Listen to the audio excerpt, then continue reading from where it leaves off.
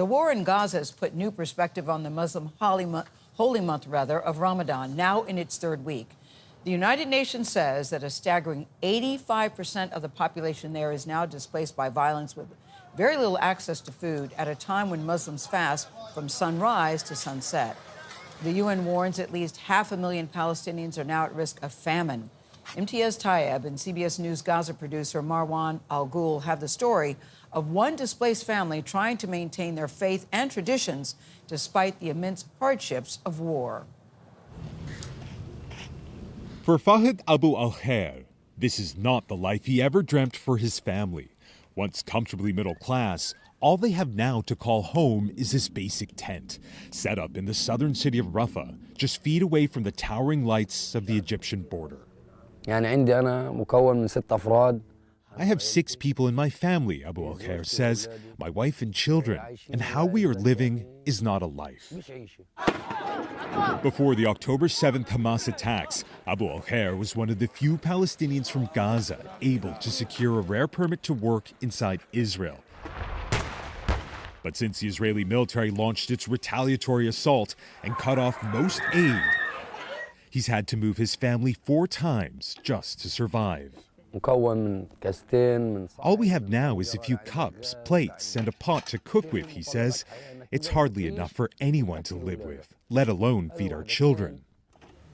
Despite the immense hardships, the Abu al-Khair family has not lost their faith. Ramadan and fasting is special to them. So before they begin their day of abstaining from food and drink from sunrise to sunset, they gather for a pre-dawn meal.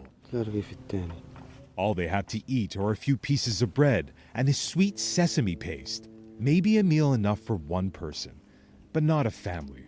The day-long fast is now underway, but Abu al-Khair can't rest. He has to spend his day searching for food he can barely afford.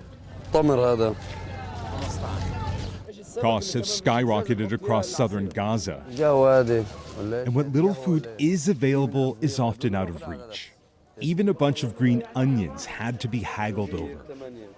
Abu al-Khair carries with him just a bag of juice and some vegetables as he makes his way back to his tent before sunset.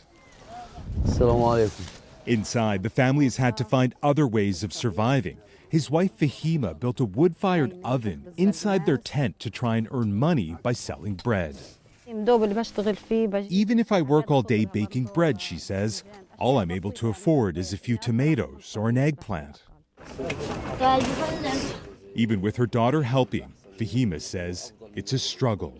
We can only bake over a fire, she says, but I feel like our entire life is in flames.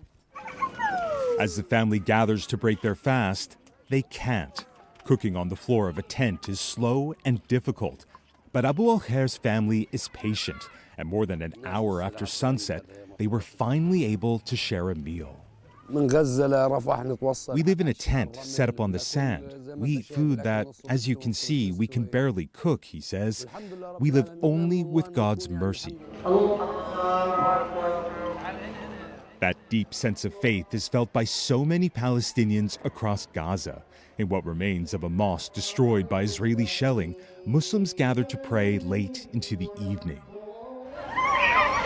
Children play nearby with lights made from salvaged wires, while others with traditional Ramadan lanterns, symbols of hope that even amidst such darkness, there is still light.